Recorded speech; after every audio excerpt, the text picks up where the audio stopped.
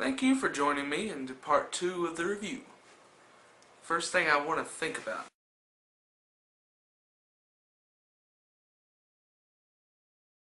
Neidermeyer. Colonel Neidermeyer. I know I've heard that name before, but where?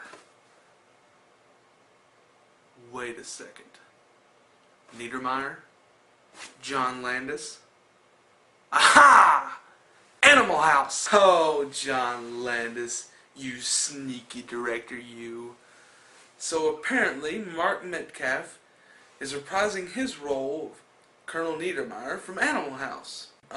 Even though I think he was shot down in Vietnam by his own men. That's what they said. But hey, it's the movie world, anything can really happen. Instead of going with that annoying black screen, I figured I'd just show you me talking. Since I'm not going to be narrating over these scenes. Well, I won't be narrating over the first scene.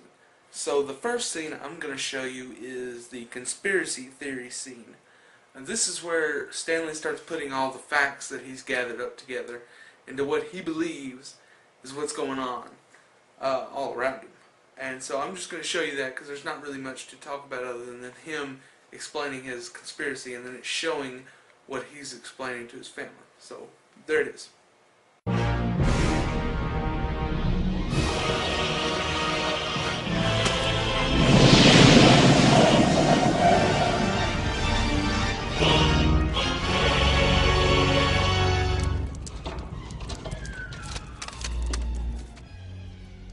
Letters.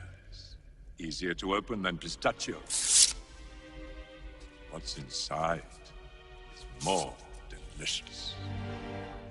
If you still love me, Sally, tie a ribbon round the old oak tree. I'm afraid the only thing that's going to be hanging from that tree is you, Bob.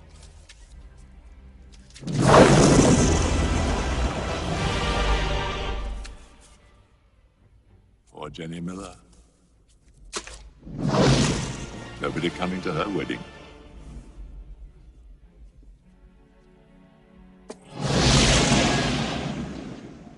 This postal ploy of yours is the most evil caper of our age, Mr. Sender. How will you ever top yourself? With a crime so unthinkable that no one has ever dared to attempt it. To rob an entire nation of its garbage. The one resource no one ever thinks to protect.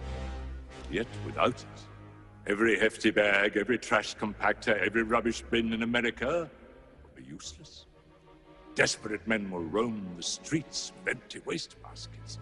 Panic and chaos will rule the land.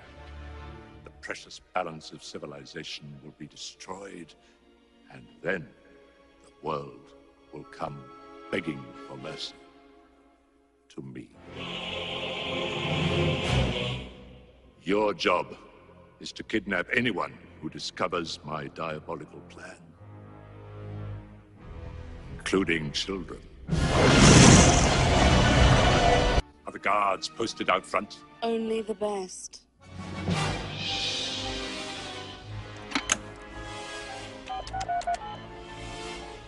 Well, No one suspects a thing, Mr. Sender. Unless that bush has ears.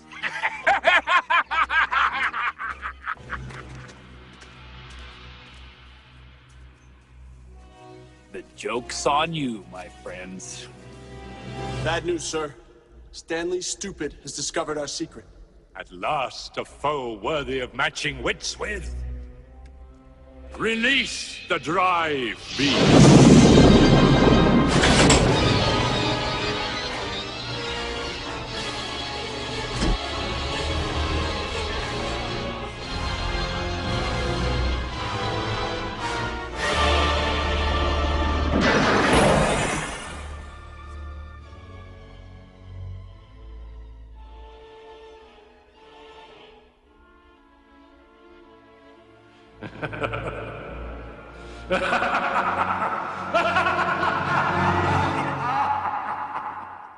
So you see, it all begins with Mr. Sender. Now, the second scene I'm going to show you would have to be the talk show scene. Once again, there's nothing much to say here, except Buster and Stanley accidentally wind up on a talk show, and Stanley has to wing it so he doesn't look too suspicious. And then this happens. I divorced my wife in order to date her daughter. I married a Siamese twin and had an affair with her sister. I've been engaged to 3 of my cousins.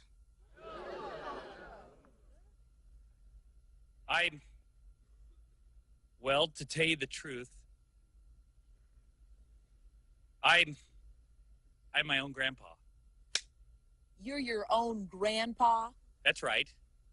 Well, for those of us who've never heard of such a thing, maybe you could explain. Of course, it's quite simple, really. Many, many years ago when I was 23, I was married to a widow who was pretty as could be. This widow had a grown-up daughter who had hair of red. My father fell in love with her and soon they two were wed.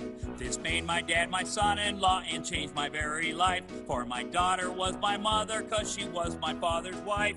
To complicate the matter, even though it brought me joy, I soon became the father of a bouncing baby boy. My little baby then became a brother-in-law to Dad, and so became my uncle, though it made me very sad. For if he was my uncle, then that also made him brother to the widow's grown-up daughter, who of course was my stepmother. That was our banker in Bern. Payments will be transferred to our account when we deliver the hardware. In approximately 2 hours. Nothing left to do but relax, Lieutenant. No power on Earth can stop us now. I'm my own grandpa. I'm my own grandpa. It's impossible. We killed that man. Well, for God's sake, kill him again. Our future is in his hands. My father's wife then had a son who kept him on the run, and he became my grandchild 'cause he was my daughter's son. My wife is now my mother's mother, and it makes me blue, because although she is my wife, she's my grandmother too. If my wife is my grandmother, then I am her grandchild, and every time I think of it, it nearly drives me wild. This has got to be the strangest thing I ever saw. As husband of my grandmother, I am my own grandpa. I'm my own grandpa. Everybody!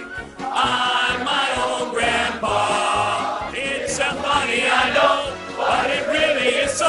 Hey! I'm my own grandpa. Stay tuned, everybody. We'll be right back after this break.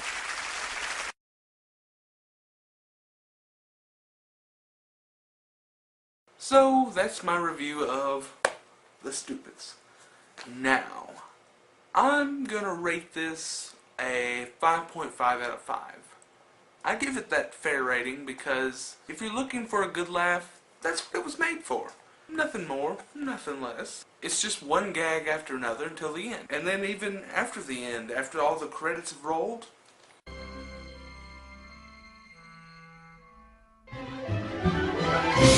so for a gag film, it's actually pretty good. And believe it or not, it doesn't have very many other good ratings on other review sites like the Internet Movie Database and Rotten Tomatoes. For the former, it only got a 3.8 out of 10, and for the latter, it only got a 23% on the tomato meter. But I think the reason for that is because I feel they're judging it a little too harshly. And it's just meant to take lightly and just have fun with it. Even if it's got Tom Arnold, it's still pretty dang good. And I look forward to seeing you for my next review. I haven't decided yet what it's going to be, but I'm sure that I'll think of something. No.